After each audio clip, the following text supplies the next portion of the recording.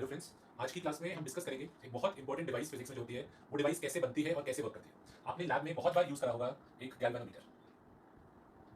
Galvanometer use होता है to detect current. Current है सर्किट में या नहीं है ज्यादा है या कम है, वो डिटेक्ट करने के लिए यूज होता है गैल्वेनोमीटर। और आज हम पढ़ेंगे कि गैल्वेनोमीटर कैसे बनता है और उसका क्या वर्किंग प्रिंसिपल है। एक सिंपल सा गैल्वेनोमीटर जो लैब में होता है आपके, it looks like this. It has two terminals. अंदर आप देख रहे हैं एक डायल है, स्केल है और एक नीडल है जो डिफ्लेक्ट करके हमें रीडिंग देती है। अब इस गैल्वेनोमीटर का जो कॉन्सेप्ट ऑफ वर्किंग है, that is called as moving coil. Galvanometer को कई बार आप देखेंगे एमसीजी लिखा होता है, मूविंग कॉइल गैल्वेनोमीटर। तो क्या कॉन्सेप्ट है, आज हम सीखते हैं कि ये किस तरीके से बना है और ये कैसे काम करता है। सबसे पहले देखते हैं इसका कंस्ट्रक्शन क्या है। अगर अगर आप इसको खोल के देखेंगे तो इस गैल्वेनोमीटर के अंदर क्या क्या कंपोनेंट्स होंगे, किस तरीके से ये बना हुआ है। देखिए, इसमें अंदर मैग्नेट के दो पोल्स होते हैं, नॉर्थ साउथ। थोड़ा सा कॉन्केव शेप्ड होते हैं, ये दे आर नॉट स्ट्रेट, ठीक है। अंदर एक आयरन का कोर होता है, this is made of iron. Iron का एक वैरायटी होता है सॉफ्ट आयरन, तो ये सॉफ्ट आयरन का कोर है। और उस कोर के ऊपर एक कॉइल माउंट हुआ होता है। This coil has large number of turns, ठीक है ना। ये जो कॉइल है, इसमें करंट आने के लिए दो टर्मिनल है। करंट यहाँ से आएगा और इस कॉइल में फ्लो करेगा और फ्लो करके करंट चला जाएगा। तो ये दो टर्मिनल्स हैं, आप देखते हैं गैल्वेनोमीटर में ये दो टर्मिनल्स हैं। एक में से करंट आता है, इसके अंदर कॉइल होगा, कॉइल में फ्लो करेगा और दूसरे टर्मिनल से चला जाएगा। So these are the two terminals. ये अच्छा, अब इस वायर को अभी के लिए मैं नहीं शो कर रहा हूँ, थोड़ा सा फिगर में क्लैरिटी होगी। ये जो कॉइल है, ये एक नीडल से जुड़ा होता है और पीछे स्केल होगा जहां पर आप रीडिंग लेते हैं, ठीक है ना। और क्या है, एक चीज और है, इस कॉइल के पीछे की तरफ बैक साइड पे एक स्प्रिंग लगा होता है, वो मैं बैक साइड पे ना बनाकर यहाँ शो कर रहा हूँ। ये सिर्फ समझने के लिए मैंने यहाँ बनाया, बट वो जो होता है स्प्रिंग, वो पीछे की तरफ लगा होता है कॉइल के। तो ये देखिए इसमें कौन कौन से पार्ट्स विजिबल हैं। ये दो वो टर्मिनल्स हैं, you can see the needle also. और पीछे वो जो स्केल बना हुआ है वो स्केल है। अंदर इसके कॉइल होगा, वो हम एक अलग वीडियो में इसको ओपन करके इसके अंदर क्या क्या कंपोनेंट्स हैं वो सब आपको दिखाएंगे। तो this is the construction of a galvanometer. अब जो नॉर्थ और साउथ पोल्स हैं, ये मैग्नेटिक फील्ड प्रोड्यूस करेंगे। आप ऑलरेडी जानते हैं कि नॉर्थ से साउथ होती है magnetic field lines, something like this. पर यहाँ पर हमने ये जो सॉफ्ट आयरन का सिलेंड्रिकल कोर यहाँ रखा हुआ है, इसके अंदर ये एक हाईली मैग्नेटिक मटेरियल होता है। अगले चैप्टर में इसके बारे में बताऊंगा मैं सॉफ्ट आयरन के बारे में। तो क्या होगा, ये सॉफ्ट आयरन का पीस रखा है और जो पोल्स हैं वो भी कॉन्केव शेप के। सॉफ्ट आयरन जो होता है वो मैग्नेटिक फील्ड लाइंस को अपने अंदर से अट्रैक्ट करता है। इस बार लाइंस नॉर्थ टू साउथ सीधा नहीं जाएंगी, इस बार ये लाइंस इस तरीके से होकर जाएंगी, समथिंग लाइक दिस। तो इस फिगर में भी जो नॉर्थ से लाइन निकलेगी वो सीधा साउथ में नहीं जाएगी, it will be going something like this. This is the magnetic field. इस टाइप के मैग्नेटिक फील्ड को हम बोलते हैं रेडियल मैग्नेटिक फील्ड। तो रेडियल मैग्नेटिक फील्ड हमने कैसे बनाया, इसको बनाने के लिए मैंने सॉफ्ट आयरन का कोर रखा है और कॉन्केव पोल्स है। जो मैग्नेटिक पोल्स है वो कॉन्केव शेप के हैं, ध्यान से फिगर में देखो।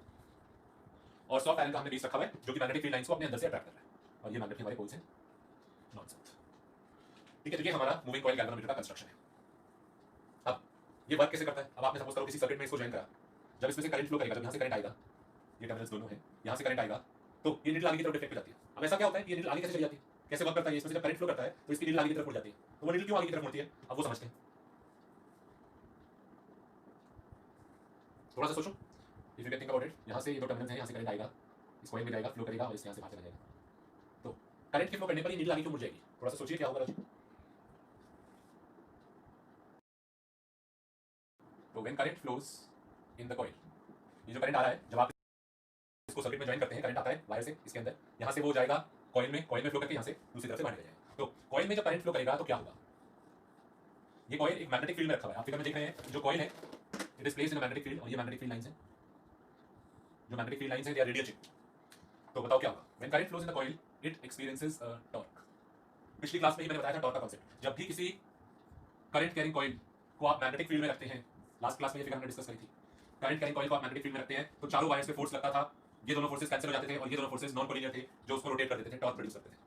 तो सेम कांसेप्ट यहाँ पे। इसका जो लॉजिक है गैल्वेनोमीटर का, अगर वो आपसे पूछता है व्हाट इज द प्रिंसिपल, यानी इसका वन लाइन में बताओ इसका अंडरलाइन कांसेप्ट क्या है, तो इसका कांसेप्ट है कि करंट कैरिंग कॉइल एक्सपीरियंसेस अ टॉर्क। टॉर्क का फॉर्मूला मैंने बताया था NIAB sin थीटा। पिछली क्लास में डेरिवेशन करी थी। जो टॉर्क लगता है और वो करंट के प्रोपोर्शनल होता है। तो जैसे ही आप गैल्वेनोमीटर में करंट भेजेंगे, वो करंट आएगा, वो इस कॉइल में जाएगा और ये कॉइल मैग्नेटिक फील्ड के अंदर रखा हुआ है। ध्यान से देखो, ये कॉइल जो है it is placed in the magnetic field. यहाँ पर मैग्नेटिक फील्ड है नॉर्थ से साउथ। तो current carrying coil magnetic field में रखा है तो उस पर लगेगा टॉर्क। टॉर्क का फॉर्मूला है NIAB sin थीटा। अगर आप रिकॉल करें, मैंने NIA को M बोला था, MB sin थीटा। और आपको याद होगा मैंने बताया था कि जो M होता है, इसकी जो डायरेक्शन होती है is perpendicular to the surface. वो सरफेस के परपेंडिकुलर होती है, बिल्कुल एरिया वेक्टर की तरह। तो इस फिगर में जरा देख के बताओ मेरे को कि M वेक्टर कितना बनेगा। ये हमारा कॉइल है, ठीक है ना। तो जो कॉइल है एरिया वेक्टर उसके परपेंडिकुलर बनेगा, यानी एरिया वेक्टर इस तरीके से। तो M वेक्टर भी बिल्कुल एरिया वेक्टर की तरह ही होता है, तो ये M वेक्टर जो है। अब देखिए कितना एंगल है M वेक्टर में, ये थीटा एंगल किसके बीच का होता है? Theta is the angle between m and b। m है मैग्नेटिक डाइपोल मोमेंट जो कि कॉइल के परपेंडिकुलर है, और b है मैग्नेटिक फील्ड रेडियल है। ध्यान से देखो, मैग्नेटिक फील्ड नॉर्थ से साउथ जा रहा है लाइक दिस, और ये ग्रीन में m वेक्टर है, दोनों के बीच में एंगल इज ऑलमोस्ट 90 डिग्री। तो जो टॉर्क आ गया mb, यानी टॉर्क आ गया NIAB। और आप जानते हैं टॉर्क जब भी लगेगा वो कॉइल को रोटेट कराने की कोशिश करेगा। तो अभी तो ये नीडल जो है बिल्कुल सेंटर में है, पर जैसे ही मैं इसको किसी सर्किट में ज्वाइन करूंगा, करंट आएगा इसमें, करंट जैसे ही इसके अंदर कॉइल में जाएगा उस कॉइल पे टॉर्क लगेगा, कितना? NIAB। और वो टॉर्क इसको रोटेट करने की कोशिश करेगा। मैंने आपको कॉन्सेप्ट बताया था कि रोटेशन होता है टॉर्क लगने से, और रोटेट करके वो चाहता है थीटा की वैल्यू 0 हो जाए। रिकॉल करो टॉर्क का मैंने जो पिछली बार कॉन्सेप्ट बताया था, MD sin थीटा। कॉइल तब तक रोटेट करता रहेगा जब तक थीटा 0 नहीं हो जाता। तो वैसा ही मैं यहाँ पे कॉन्सेप्ट यूज कर रहा हूँ। इस कॉइल पे टॉर्क लग रहा है और ये चाहता है रोटेट करना, इट ट्राइज टू रोटेट, क्योंकि इसमें टॉर्क लग रहा है तो ये रोटेट करना चाहता है लाइक दिस। अच्छा, अब रोटेट करना चाहता है और इससे ये नीडल जुड़ी हुई है, इस कॉइल से ही ये नीडल जुड़ी हुई है, जो कि नीडल पहले थी 0 को पॉइंट कर रही थी। This needle was pointing to 0। अब बताओ जब कॉइल रोटेट करेगा तो क्या होगा?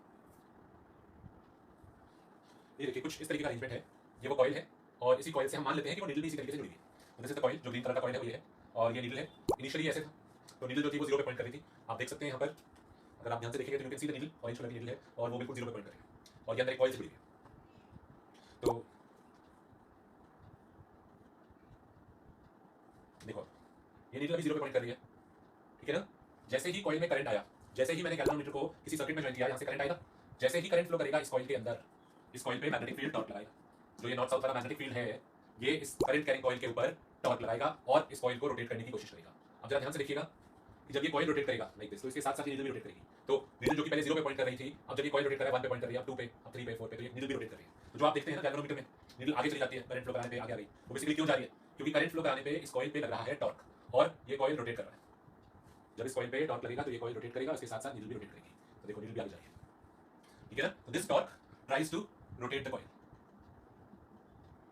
और कॉइल के साथ needle will also get deflected, ठीक है ना? थोड़ा सिंपलिसिटी के लिए मैं फिगर यहाँ से मैंने मिटा दिया। अब क्या हुआ? अज्यूम करो स्प्रिंग का रोल आएगा। देखो ध्यान से, जब ये कॉइल, ये स्प्रिंग वैसे तो पीछे की तरफ लगा होता है, पर अभी मैं यहाँ पे आपको समझाने के लिए शो कर रहा हूँ। जब ये कॉइल, ध्यान से देखना, जब ये कॉइल रोटेट करेगा तो ये स्प्रिंग डिफॉर्म होगा। ध्यान से देखो, अभी ये स्प्रिंग जो है ये अपनी नॉर्मल पोजीशन पे है, पर जैसे जैसे कॉइल रोटेट कर रहा है ये स्प्रिंग डिफॉर्म हो रहा है। तो लेट अस से,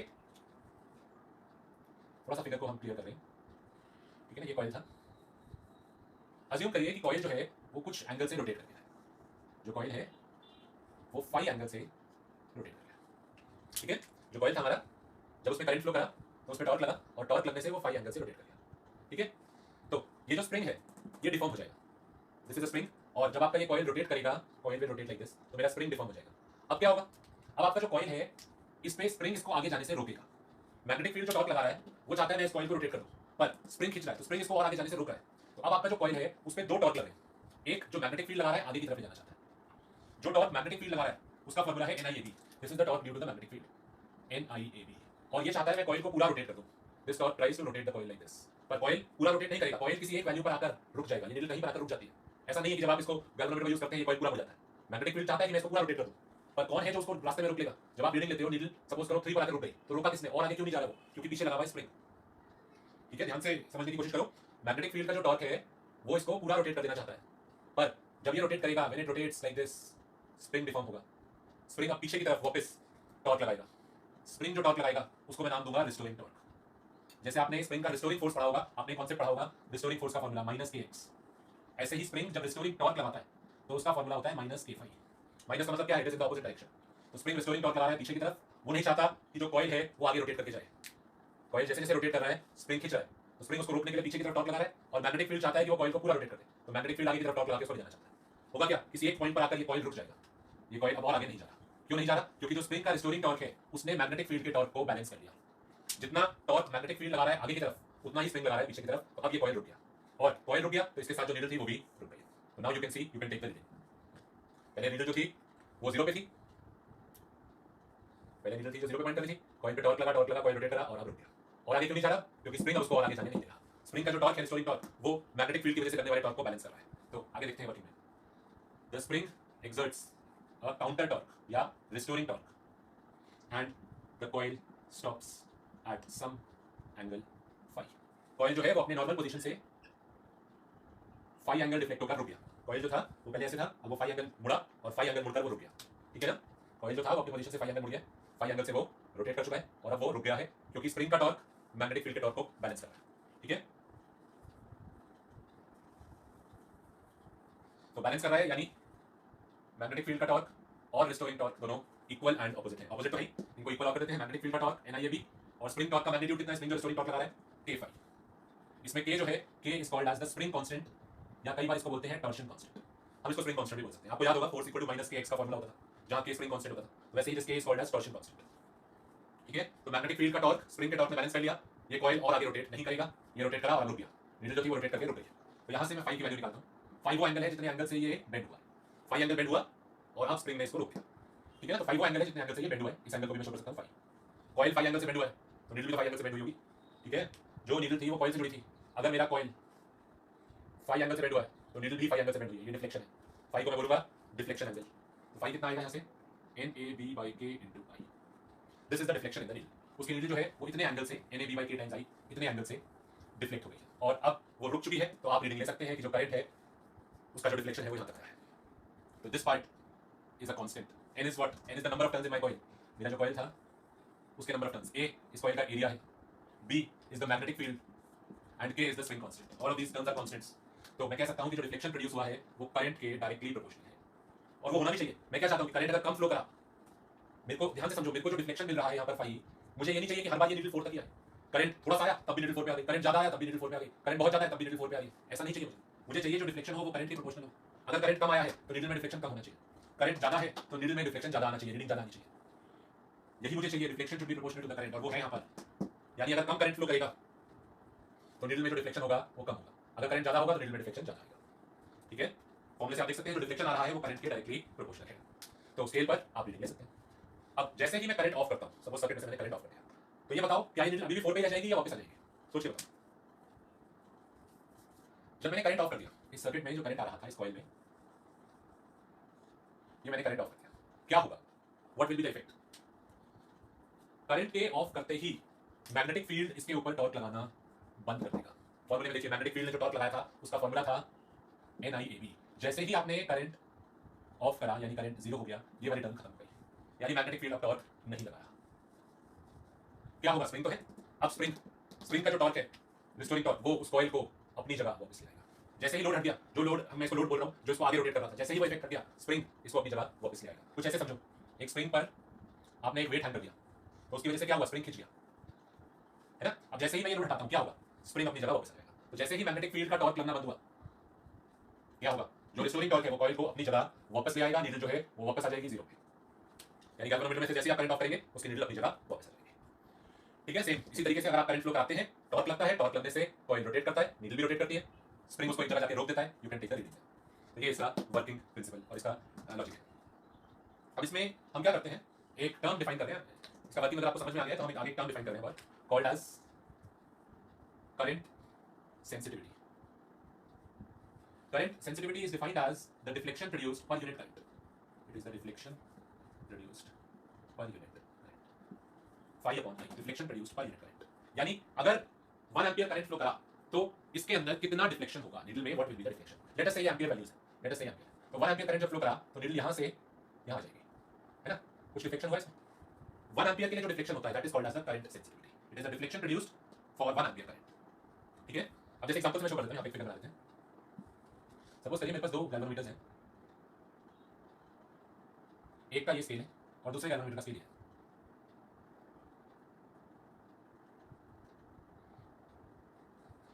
ठीक है, अब इनिशियली जो नीडल है वो 0 पे होती है दोनों गैल्वेनोमीटर्स में, दोनों हमारे गैल्वेनोमीटर्स हैं ये, let us call them G1 and G2। अब मेरे को ये बताओ देख के कि कौन से गैल्वेनोमीटर में करंट सेंसिटिविटी ज्यादा है। करंट सेंसिटिविटी होती है डिफ्लेक्शन प्रोड्यूस्ड पर यूनिट करंट, यानी 1 एम्पियर के लिए कितना डिफ्लेक्शन होगा। इस अगर आप गैल्वेनोमीटर देखोगे 1 एम्पियर के लिए डिफ्लेक्शन ये, इसमें अगर आप देखेंगे जो नीडल में डिफ्लेक्शन आएगा 1 एम्पियर के लिए, अब दोनों को कंपेयर करो, इसमें जो डिफ्लेक्शन है वो बहुत छोटा है, इसमें जो डिफ्लेक्शन है वो बड़ा है। This deflection for a unit current is called as the current sensitivity. So this galvanometer has a higher current sensitivity. Current sensitivity जो है वो इस गैल्वेनोमीटर की हायर है और ये बेटर भी है। दोनों में से देखिए इसमें रीडिंग लेना बहुत आसान है हमारे लिए। इसमें क्या है, बहुत पास पास हो गई रीडिंग्स। अब इसमें आप 0.5, 0.1, 0.2 बहुत ही पास पास आ जाएंगे, यानी ये छोटे वैल्यूज के लिए यूज नहीं कर सकते आप, क्योंकि 0 और 1 ही इतना पास पास है, तो 0.1 का तो आप मार्किंग बढ़ा ही नहीं पाओगे। हाँ, इसमें 0 और 1 दूर दूर है तो आप बीच की मार्किंग्स भी शो कर सकते हो। और गैल्वेनोमीटर में मैं चाहता हूँ छोटे से छोटा करंट भी डिटेक्ट हो जाए। गैल्वेनोमीटर जो है उसका काम क्या है कि छोटे से छोटा करंट भी डिटेक्ट हो जाए। तो इन दोनों में से बताइए कौन सा होगा जो छोटे से छोटा करंट भी डिटेक्ट कर पाएगा, कौन से वाला ज्यादा अच्छी तरह छोटा करंट डिटेक्ट कर पाएगा? ऑब्वियसली ये वाला, क्योंकि इसमें छोटे वाले पे भी हम रीडिंग ले सकते हैं। इसमें ऑलरेडी 0 और 1 इतना पास है कि आप छोटे वाला तो क्लियरली देख नहीं पाओगे। तो एक अच्छा गैल्वेनोमीटर वो होता है जिसकी करंट सेंसिटिविटी ज्यादा होती है। करंट सेंसिटिविटी ज्यादा होने से फायदा क्या होगा? I can detect even the smaller values of current. इसमें देखिए आपको 0.1 डिटेक्ट करना उतना आसान नहीं होगा जितना 0.1 एम्पीयर डिटेक्ट करना इसमें आसान होगा। इसमें एटलीस्ट 0.1 की रीडिंग दिख तो रही है, इसमें तो 0.1 पता ही लगेगा ना। तो दोनों गैल्वेनोमीटर में मैं चाहता ही हूं कि छोटा से छोटा करंट भी डिटेक्ट हो जाए। तो this galvanometer will be better because it has a higher current sensitivity. ठीक है ना, समझ में आपको आना चाहिए, सिर्फ रट नहीं लेना कि हाँ ज्यादा होनी चाहिए। आपसे पूछ लिया कि करंट सेंसिटिविटी ज्यादा क्यों होनी चाहिए, जिससे कि वो छोटी रीडिंग को भी आप क्लियरली मेजर कर सको, क्लियरली डिटेक्ट कर सको। 0.1, 0.2, 0.3, 0.4 यहाँ डिटेक्ट हो जाएंगे, इसमें नहीं हो पाएंगे उतना आसानी से। तो मैं चाहता हूँ करंट सेंसिटिविटी IS जो हो वो बड़ा हो, जिससे कि छोटी वैल्यूज को भी मैं डिटेक्ट करूँ। तो आप मेरे को ये बताओ क्या फॉर्मूला आ जाएगा IS का? 5/I यहाँ से निकाल लेते हैं, I को नीचे ले आइए, 5/I आ जाएगा NAB/K। This is the formula for current sensitivity. कैसे इंक्रीज कर सकते हैं? डायरेक्टली मेरे को यहाँ पे 2-3 तरीके दिख रहे हैं जिससे मैं इंक्रीज कर सकता हूँ। Increase the number of turns, ये जो कॉइल है इसमें बहुत सारे नंबर ऑफ टर्न्स होने चाहिए। ठीक है, एरिया इंक्रीज करूँ, वो यूजुअली मैं नहीं करूँगा। एरिया इंक्रीज करूँगा कॉइल का, कॉइल बड़ा हो जाएगा। अब मेरा जो गैल्वेनोमीटर है इसके अंदर मैं इतना बड़ा कॉइल तो नहीं लगा पाऊंगा ना। अगर मेरे को कॉइल का एरिया बढ़ाना है तो मेरे को डिवाइस का साइज भी बड़ा करना पड़ेगा, फिर वो कैरी करने में मुश्किल हो जाएगा। तो एरिया नहीं बढ़ाते। स्ट्रॉन्ग मैग्नेटिक फील्ड, जो हम मैग्नेटिक फील्ड यूज कर रहे हैं वो स्ट्रॉन्ग होना चाहिए। और वैसे भी आप देखो, जब आपने मैग्नेटिक फील्ड लाइंस बनाई थी, ये मैग्नेटिक फील्ड लाइंस यहाँ एक आयरन का कोर था, इसके अंदर से होकर जा रही थी। रेडियल मैग्नेटिक फील्ड, इसमें देखिए क्लाउडिंग हुई है, मैग्नेटिक फील्ड लाइंस की क्लाउडिंग है। क्लाउडिंग होने से मैग्नेटिक फील्ड स्ट्रॉन्ग हो गया था। ठीक है, तो मैग्नेटिक फील्ड स्ट्रॉन्ग होना चाहिए। और तीसरा जो टॉर्शन कांस्टेंट है स्प्रिंग का, that should be small. Torsion constant कम होगा तो ऑब्वियसली IS की वैल्यू ज्यादा हो जाएगी। तो जो मेरा स्प्रिंग हो उसका स्प्रिंग कांस्टेंट कम होना चाहिए। इसका जो स्प्रिंग होता है वो बनता है फॉस्फर ब्रॉन्ज का। This is the material phosphor bronze. Phosphor bronze से ये स्प्रिंग बना होता है, हेलिकल स्प्रिंग टाइप पीछे की तरफ लगा होगा, ये टॉर्शन बना होगा स्प्रिंग पीछे की तरफ। मैंने यहाँ समझने के लिए बनाया था। ये स्प्रिंग बना होता है फॉस्फर ब्रॉन्ज का। क्यों बना होता है? क्योंकि फॉस्फर ब्रॉन्ज के लिए K की वैल्यू छोटी होती है, और K की वैल्यू छोटी होगी तो गैल्वेनोमीटर का IS ज्यादा आएगा। ठीक है, ऐसे ही एक टर्म और होती है वोल्टेज सेंसिटिविटी। इसी फॉर्मूले को मैं लिख रहा हूं, IS is equal to 5/I। Deflection per unit current है, और ये बराबर आया था किसके? IS इसके बराबर था NAB/K। अब मैं क्या कर रहा हूं, मैं दोनों साइड रेजिस्टेंस से डिवाइड कर रहा हूं। ये जो कॉइल है मेरा, इस कॉइल आखिर ये कॉइल तो किसी वायर का ही बना होगा, कॉपर वायर का बना होगा, उसकी कुछ तो रेजिस्टेंस होगी। तो दोनों साइड मैंने रेजिस्टेंस से डिवाइड कर दिया। I × R ओम्स लॉ से V is equal to IR, तो ये बन गया IR बन गया। अब ये टर्म हो गई deflection per unit voltage. It is the deflection per unit voltage, और इसको बोलते हैं वोल्टेज सेंसिटिविटी। कितना डिफ्लेक्शन आएगा हमारी नीडल में अगर मैं अपने गैल्वेनोमीटर के अक्रॉस 1 वोल्ट का सोर्स ज्वाइन करूं, 1 वोल्ट की बैटरी ज्वाइन करूं। गैल्वेनोमीटर जो था मैंने क्या किया, 1 वोल्ट की बैटरी ली, इसके अक्रॉस ज्वाइन कर दी। इसके अंदर कितना डिफ्लेक्शन आएगा, कितने एंगल का, that thing is called as the voltage sensitivity. ठीक है, कैसे इंक्रीज कर सकते हैं voltage sensitivity? How to increase? जैसे मैंने यहाँ बताया था आपको कि IS कैसे इंक्रीज करते हैं, यहाँ मेरे को बताइए। 3 तरीके। एक बच्चा कहता है same logic, number of turns increase कर दो, मैग्नेटिक फील्ड स्ट्रॉन्ग कर दो, डायरेक्टली प्रोपोर्शनल है ना, और K स्प्रिंग कांस्टेंट जैसे पिछली बार था, K शुड बी स्मॉल। इस बार थोड़ा सा लॉजिक आपको सोचना पड़ेगा, इस बार ये वाला फैक्टर नहीं यूज करा जा सकता। अगर मैं कॉइल के नंबर ऑफ टर्न्स बढ़ा दूं, यानी if I increase the number of turns, अगर मैं N की वैल्यू बढ़ा दूं, N क्या है मेरे कॉइल के नंबर ऑफ टर्न्स, तो VS नहीं बढ़ेगा। कोई कहता है क्यों नहीं बढ़ेगा? डायरेक्टली प्रोपोर्शनल है, पिछली बार तो था यही, हमने ये तो कहा था कि हम N बढ़ा देते हैं, नंबर ऑफ टर्न्स बढ़ा देते हैं। देखो हम जो कॉइल यूज करते हैं उसमें थाउजेंड ऑफ टर्न्स होने चाहिए, बहुत सारे टर्न्स हैं, N बढ़ा दिया तो IS बढ़ गया था। मैंने यहाँ पे रीजन भी लिखा था, इंक्रीज N बढ़ाने पे करंट सेंसिटिविटी बढ़ गई। तो यहाँ क्यों नहीं कह सकते N को बढ़ाने पे VS क्यों नहीं बढ़ेगा? बताओ, थोड़ा सा सोचो क्या रीजन है N को बढ़ाने पर क्यों नहीं बढ़ रहा VS? देखिए क्या लॉजिक है, अगर आप अपने कॉइल में नंबर ऑफ टर्न्स इंक्रीज करेंगे तो कॉइल की इफेक्टिव लेंथ, जो वायर की जो लेंथ होगी वो बढ़ जाएगी। मेरे को जितने ज्यादा टर्न्स करने हैं मेरे को उतना लंबा वायर चाहिए होगा, और जितना लंबा वायर चाहिए होगा उसकी लेंथ उतनी ज्यादा होगी, तो उसकी रेजिस्टेंस भी तो उतनी ज्यादा होगी।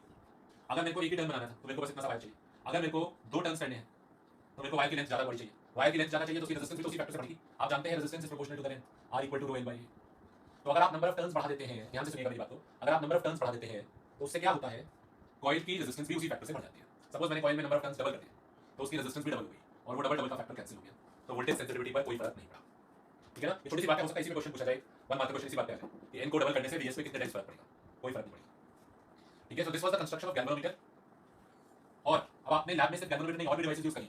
You have studied about ammeter and you have studied about voltmeter. इन दोनों डिवाइसेस का कंस्ट्रक्शन भी 99% गैल्वेनोमीटर के जैसा ही होता है, सेम एग्जैक्टली। सिर्फ एक चीज का फर्क होता है, एक रेजिस्टेंस का फर्क होता है बस। एक रेजिस्टेंस और लगा देते हैं तो एमीटर बन जाता है, एक रेजिस्टेंस लगा देते हैं दूसरी तरीके से तो वोल्टमीटर बन जाता है। तो एमीटर और वोल्टमीटर जो है वो 99% यही कंस्ट्रक्शन है, बस एक रेजिस्टेंस लगानी है इसमें और ये बदल जाएगा एमीटर में। रेजिस्टेंस किसी और जगह लगा दीजिए तो हमारा गैल्वेनोमीटर बदल जाएगा वोल्टमीटर में। तो अगली क्लास में हम सीखेंगे टॉपिक कन्वर्जन। कन्वर्जन गैल्वेनोमीटर का एमीटर में, कि वो रेजिस्टेंस कहाँ लगाएं जिससे कि अब ये जो गैल्वेनोमीटर था ये एमीटर बन जाए, और वो रेजिस्टेंस कहाँ लगाएं कि हमारा गैल्वेनोमीटर जो हो वो वोल्टमीटर बन जाए। किस लिए यूज होता है एमीटर? टू मेजर करंट, और वोल्टमीटर होता है टू मेजर वोल्टेज।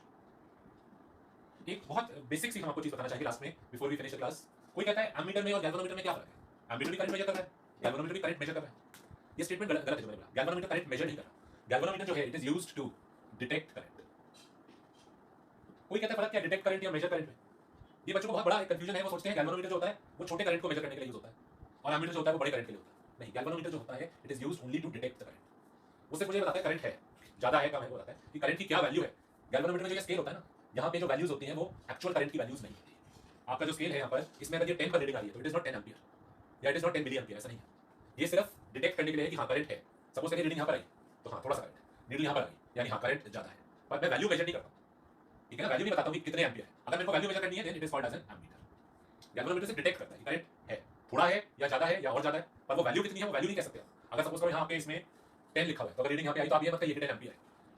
ठीक है, करंट मेजर करने के लिए एमीटर होता है और वोल्टेज मेजर करने के लिए वोल्टमीटर होता है। They are very similar, 99% same इसी की तरह होते हैं। तो वो टॉपिक्स आप एक बार बुक से रीड करिए। They are given on page 122, conversion of galvanometer to ammeter and galvanometer to voltmeter. छोटा सा टॉपिक है, तो that is the last topic. आज की क्लास में हमने गैल्वेनोमीटर डिस्कस कर लिया। अब हमारा लास्ट वीडियो लेक्चर होगा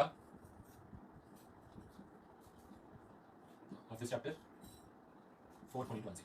हमारा चैप्टर कंप्लीट हो जाएगा। This is very big very important chapter. तो नेक्स्ट क्लास में हमारा चैप्टर कंप्लीट है, उसके बाद we'll conduct a test and then we'll be starting the next chapter. अब आगे के हमारे दो चैप्टर्स जो है नेक्स्ट चैप्टर नंबर 5 और 6 वो बहुत छोटे छोटे चैप्टर्स हैं। We'll cover those chapters quickly. Okay, thank you.